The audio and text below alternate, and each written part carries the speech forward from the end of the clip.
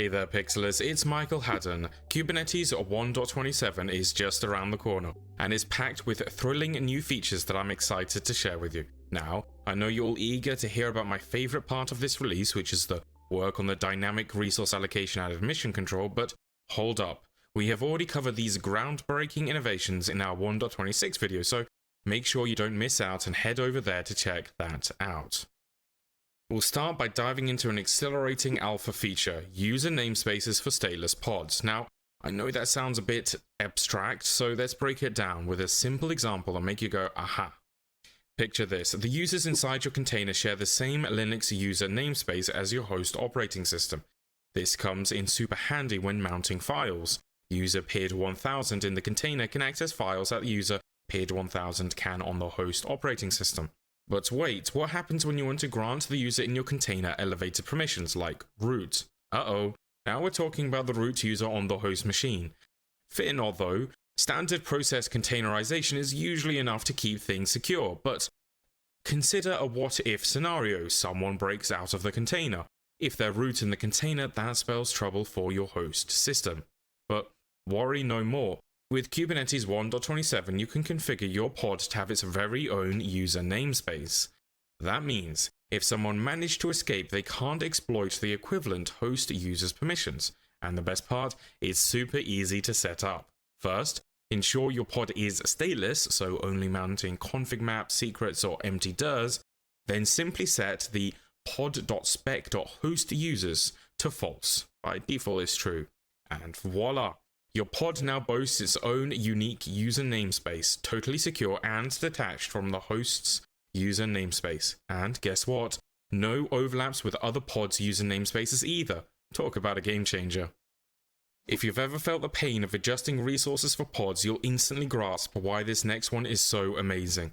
Pods will soon be able to update their resource requests and limits without needing to restart the containers. Yeah, you heard that right. This is an absolute necessity for vertical pod scaling. In the past, when you wanted to rescale an application's resources, you had no choice but to create an entirely new replica. And let's be honest, that was a drag, especially with vertical pod scalers. They constantly resized pod resource limits based on usage. So Kubernetes would keep recreating the pod with different sizes until resource consumption settled down. But those days are gone.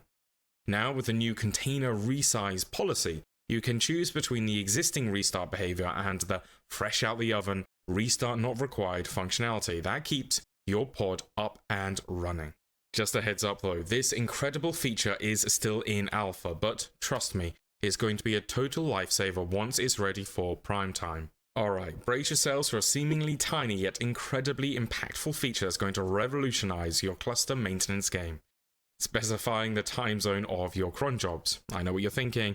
It's such a small thing, right? But trust me, it makes a world of difference when you're encouraging developers to create their own cron job specs. Now they'll know exactly which time zone their cron job will run in.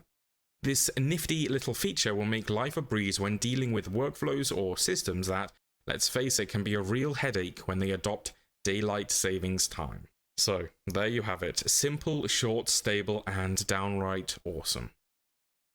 Let's wrap up with a double dose of awesomeness with 2 lightning fast and super cool changes to probes. First up, we've got gRPC probes as a stable feature, and it's amazing. These probes query the check method and figure out how healthy your container is, making life so much easier. But wait, there's more. You can now override the termination grace period seconds of a container in the probes. What does that mean for you? Well, it means that you can make failing containers terminate faster than a healthy one. Talk about efficiency. So there you have it, 2 quick, cool updates to probes that you are going to love. There are so many more fantastic features coming your way in Kubernetes 1.27, trust me. But don't worry, I've got your bag. Once a few more of those insightful blog articles are out, I'll take a deep dive in some of the most talked about new features, so stay tuned and get ready for an exciting ride through the ever-evolving world of Kubernetes. Thanks for checking out this video. As always, I hope you guys have a lovely day. Cheers.